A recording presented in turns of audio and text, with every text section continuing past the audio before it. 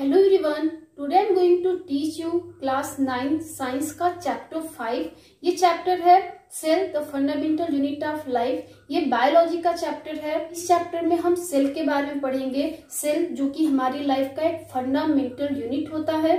तो पूरे चैप्टर को हमने टॉपिक्स में डिवाइड कर लिया है। तो देखो हमारे टॉपिक्स हैं इंट्रोडक्शन ऑफ सेल। इस टॉपिक में हम पढ़ेंगे सेल के इंट्रोडक्शन के बारे में कि सेल क्या होता है। ठीक है। नेक्स्ट हम पढ़ेंगे डिस्कवरी ऑफ द सेल। इस टॉपिक में हम पढ़ेंगे कि सेल की डिस्कवरी किसने की और कैसे हुई। Next structure of cell. Cell की स्ट्रक्चर में हम पढ़ेंगे। स्ट्रक्चर ऑफ सेल में सब टॉपिक्स आएंगे कि structure of the plasma membrane, cell wall, nucleus, cytoplasm and cell organelles, जैसे कि माइटोकॉन्ड्रिया, क्लोरोप्लास्ट, गोल्जी अपैरेटस, ये सब चीजें। लास्ट टॉपिक हमारा होगा difference between plants and animal cell, कि प्लांट और एनिमल सेल में क्या डिफरेंस होता है, ये हम पढ़ेंगे लास्ट टॉपिक में। So start the first topic, introduction of the cell.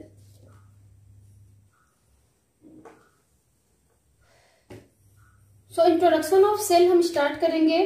तो यहाँ पे अगर मैं आपसे क्वेश्चन करूं कि व्हाट इज सेल, सेल क्या होता है, क्वेश्चन अगर हो हमारा कि व्हाट इज सेल, ठीक है, तो आप क्या कहोगे, सेल क्या है? तो आप बोलोगे कि मैम सेल क्या है? Basic structural and function unit of life, जो कि आपने पीछे की क्लासेस में पढ़ा हुआ है। तो सेल क्या है? Cell is the basic structural and functional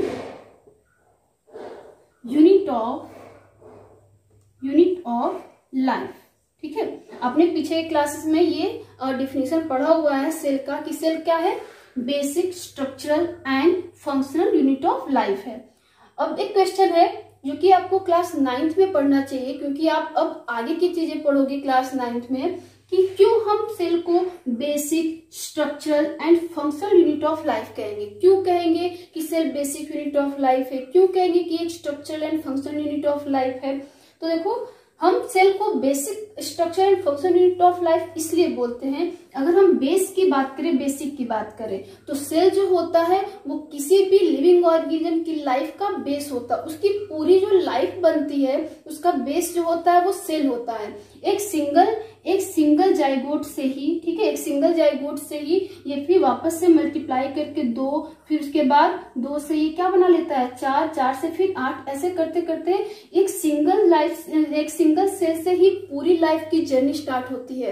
तो हम इसको बोलेंगे कि हमारी लाइफ जो है स्टार्ट हुई है एक सिंगल सेल से, इसलिए हम इसको बोलेंगे कि ये हमारी लाइफ का बेस है, यानी कि बेसिक यूनिट ऑफ लाइफ है।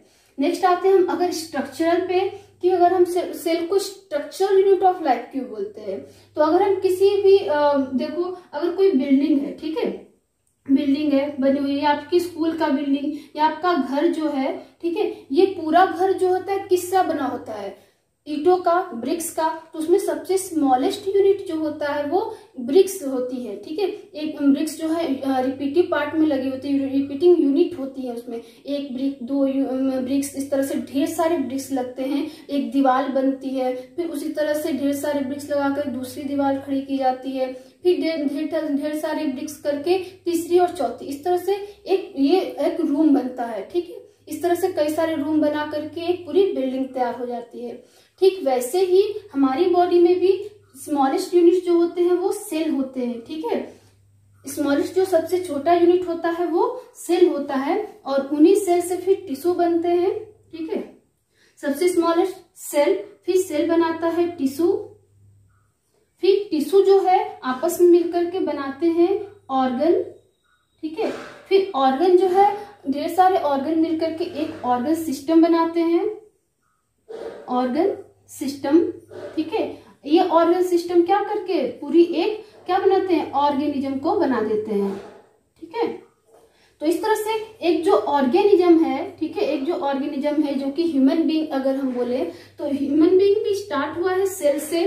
ढेर सारे सेल मिले, ठीक है, एक ग्रुप ऑफ सेल हुआ, उसको हमने टिश्यू कहा, ग्रुप ऑफ टिश्यू हुआ, उसको हमने ऑर्गन कहा, ढेर सारे ऑर्गन्स का ग्रुप हुआ तो हमने ऑर्गन सिस्टम, जैसे कि digestive system, respiratory system, excretory system, इस तरह से ऑर्गन सिस्टम हुए। और कई सारे ऑर्गन सिस्टम मिलकर के एक पूरा ऑर्गेनिज्म जैसे कि ह्यूमन बींग्स को बनाते हैं। तो इसलिए किसी भी ऑर्गेनिज्म का, चाहे वो ह्यूमन बींग हो या फिर कोई और ऑर्गेनिज्म हो, उसका जो स्ट्रक्चरल यूनिट है वो क्या है, सेल ही तो है। तो इसलिए हम इसको स्ट्रक्चरल यूनिट ऑफ लाइफ बोलते हैं। नेक्स्ट, हम इसे फंक्शनल यूनिट ऑफ लाइफ क्यों बोलते हैं कि सेल जो है फंक्शनल यूनिट ऑफ लाइफ है। तो हम क्यों बोलेंगे कि ये फंक्शनल यूनिट ऑफ लाइफ है, इसलिए बोलेंगे क्योंकि कोई भी ऑर्गेनिज्म है, ठीक है, चाहे वो ह्यूमन बीइंग हो या फिर कोई माइक्रोस्कोपिक हो, कोई भी सिंगल सेल ही क्यों ना हो, तो उसकी लाइफ के जो भी फंक्शंस होते हैं, जैसे कोई एग्जांपल लेते हैं ह्यूमन बीइंग्स का एग्जांपल, तो हम दिन भर में कितनी सारे फंक्शंस करते हैं, खाना खाते हैं, चलते हैं, फिरते हैं, उठते हैं, बैठते हैं, कई सारे फंक्शंस करते हैं, सांस लेते हैं, छोड़ते हैं, एक्सक्रीट करते हैं। ये सारी जो चीजें, ये सारे फंक्शंस जो है हमारी लाइफ के, वो किसके थ्रू होते हैं, सेल के थ्रू ही करते हैं। अगर हम इसको ऐसे देखो, अगर इसी बेस पे जाओ, सेल है, टिश्यू नहीं बनाएगा, ऑर्गन नहीं बनाएगा, ऑर्गन सिस्टम नहीं बनाएगा, तो अपनी लाइफ की प्रोसेस कैसे कर पाएंगे। तो जो फंक्शन है, हमारी बॉडी जो फंक्शन करती है, उसका बेस जो है, उसका यूनिट जो है वो सेल ही है। सेल अपने आप में फंक्शन करता है तो हमारी बॉडी फंक्शन करती है। अगर सेल फंक्शन करना बंद कर दे तो हमारी बॉडी फंक्शन करना बंद कर देगी। तो इसीलिए हम इसे फंक्शनल यूनिट ऑफ लाइफ भी कहते हैं हमारी लाइफ का। तो इस तरह से सेल क्या हो गया, हमारी लाइफ के लिए basic structural and functional unit हो गया। इसलिए इसका डिफिनीशन हो गया क्या, कि cell is the basic structural and functional unit of life. एक और डिफिनीशन हम बोल सकते हैं कि सेल क्या है, हमारे लिए हमारी किसी भी लिविंग ऑर्गेनिज्म का बिल्डिंग ब्लॉक्स होते हैं। ठीक है, सेल जो है building blocks of living organism, आपको ये भी डिफिनीशन मिल जाएगा कहीं कहीं पे। तो बिल्डिंग ब्लॉक्स भी हम इसीलिए बोलते हैं क्योंकि हमारी पूरी बॉडी को बिल्ड करता है, बनाता है, इसलिए हम बोलते हैं cell is the building blocks of any living organism. So introduction में इतना ही। नेक्स्ट टॉपिक हम करेंगे इसमें क्या, discovery of the cell. So start the next topic. So next topic है हमारा डिस्कवरी ऑफ द सेल। इस टॉपिक में हम पढ़ेंगे कि सेल की डिस्कवरी किसने की और सेल की डिस्कवरी कैसे हुई थी, कि कौन कौन से साइंटिस्ट आए थे इस सेल की डिस्कवरी में।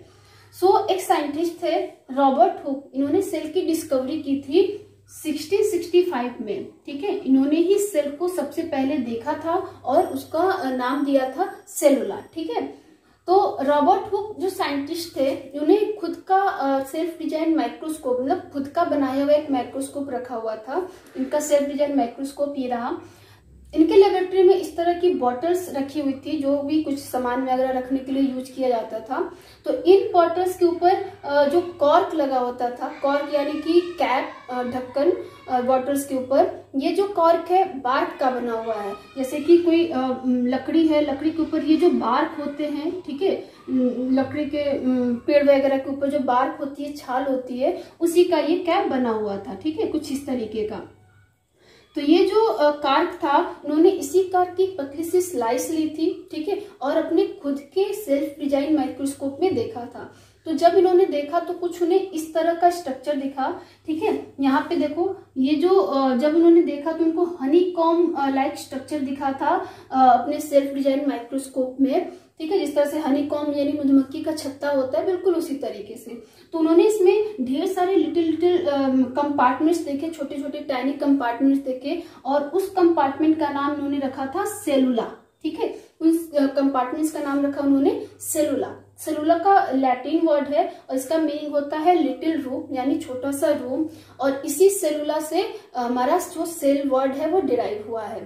ठीक है, तो रॉबर्ट हुक के बारे में हो गया कि इन्होंने कैसे सेल की डिस्कवरी की थी। बट देखो, ये जो कॉर्क है, ठीक है, यानी कि जो बॉटल का कैप है, ये पेड़ से अलग हो चुका है, तो ये नॉन लिविंग हो गया। ठीक है, लकड़ी जो है पेड़ से अलग हो गया, तो जब तक वो उसमें था लिविंग है, और जब वो अलग हो गया तो नॉन लिविंग, यानी कि इन्होंने ये जो सेल देखा था, ये सेलुला जो उन्होंने ऑब्जर्व किया था, वो नॉन लिविंग था। ठीक है, यानी कि अब हम इसको बोल सकते हैं डेड था। ठीक है, तो उन्होंने क्या देखा था, सेल जो देखा था वो क्या था, डेड था।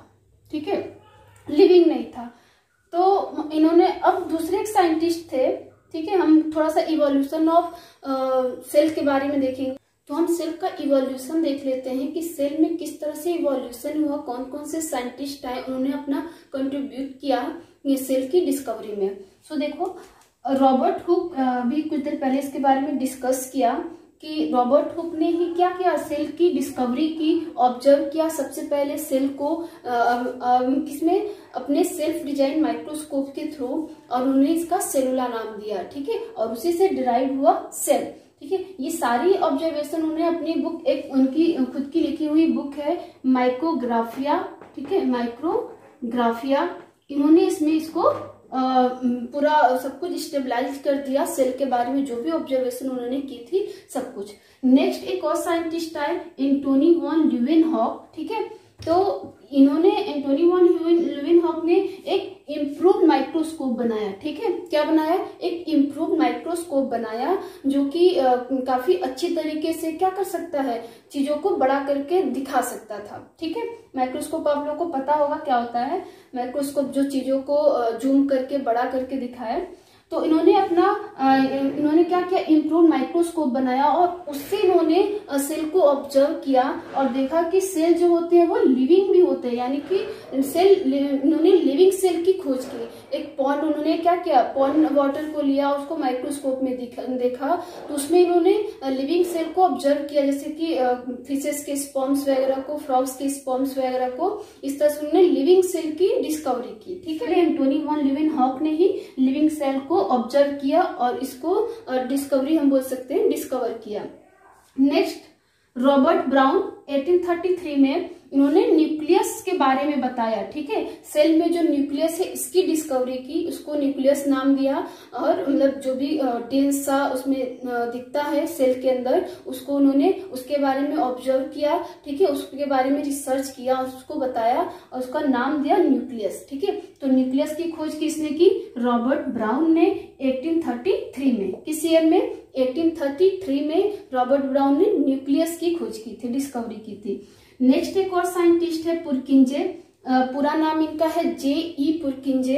1831 में इन्होंने टर्म दिया प्रोटोप्लाज्म का, सेल के अंदर, ठीक है, सेल के अंदर आपको एक फ्लूइड मिलेगा, ठीक है, ये फ्लूइड को हम साइटोप्लाज्म या फिर कोई चिपचिपा टाइप का फ्लूइड होता है, तो इस फ्लूइड का J.E. पुरकिंजे ने प्रोटोप्लाज्म नाम दिया था, ठीक है, प्रोटोप्लाज्म इसको हम बोलते हैं, ठीक है। तो ये नाम किसने दिया, J.E. पुरकिंजे ने दिया, किसने दिया, J.E. पुरकिंजे ने 1831 में, ठीक है। नेक्स्ट एक और साइंटिस्ट है हिकेल, ठीक है, 1866 में, ठीक है, और इन्होंने क्या किया, बताया कि न्यूक्लियस कंटेन करता है हेरिडिटी कैरेक्टर्स को, ठीक है। न्यूक्लियस जो है, जो न्यूक्लियस में हमें दिखता है सेल में कुछ इस तरीके का होता है, ठीक है, डेंस सा, ठीक है।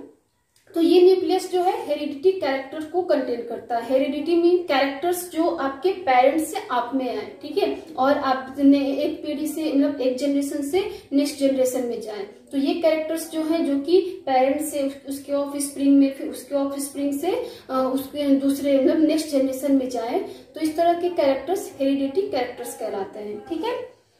तो हेकेल ने बताया कि न्यूक्लियस जो होता है वो कंटेन करता है हेरिडिटी कैरेक्टर्स को। देखो इसमें अगर हम न्यूक्लियस का एक स्ट्रक्चर बनाएं, ठीक है, तो न्यूक्लियस कुछ इस तरीके का होता है, ठीक है, इसमें एक न्यूक्लियोलस होता है, ठीक है, और न्यूक्लियोलस के अलावा इसमें होते हैं क्रोमेटिन फाइबर्स, और ये क्रोमेटिन फाइबर्स जो होते हैं ये डीएनए के बने होते हैं, किसके बने होते हैं, डीएनए के, ठीक है। और ये डीएनए जो होता है इस पे जीन्स होते हैं, और यही जीन रिस्पॉन्सिबल होता है पेरेंट के कैरेक्टर को उसके ऑफस्प्रिंग में जाने के लिए। तो ये हिकेल ने ही बताया था कि न्यूक्लियस जो है वो क्रोमेटिन फाइबर्स कंटेन करता है, यानी कि डीएनए कंटेन करता है, और यही रिस्पॉन्सिबल होता है एक पेरेंट के जो कैरेक्टर्स है वो उसके ऑफस्प्रिंग्स में जाने के लिए, यानी कि कैरेक्टर्स का एक जनरेशन से नेक्स्ट जनरेशन में जाने के लिए रिस्पॉन्सिबल क्या है, न्यूक्लियस है। अगर हम इवोल्यूशन ऑफ सेल की बात करें तो स्लाइडेन एंड स्वान का भी नाम आता है इवोल्यूशन ऑफ सेल में, जिन्होंने सेल थ्योरी दी थी। तो सेल थ्योरी के बारे में हम नेक्स्ट वीडियो, अलग से एक वीडियो में पढ़ेंगे। इस वीडियो में इतना ही। Thank you.